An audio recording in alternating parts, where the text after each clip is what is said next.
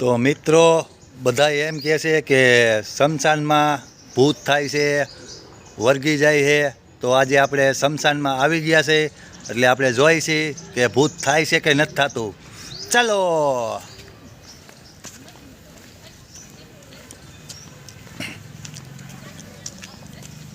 તો અત્યારે હું એક જ સ્મશાનમાં આવેલો હોઉં એટલે હું જોવા આવ્યો કે ભૂત થાય કે નથી થતું. ચાલો જોઈએ છીએ. આપણે સ્મશાનનું લોકેશન છે.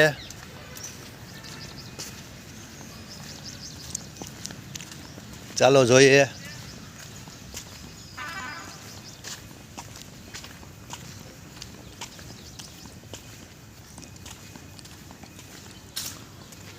જો મિત્રો, આ છે સ્મશાન.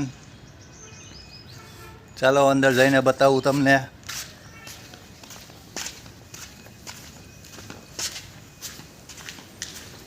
તો મિત્રો હું આવી ગયો છું સ્મશાન અંદર. તો જોવો મિત્રો,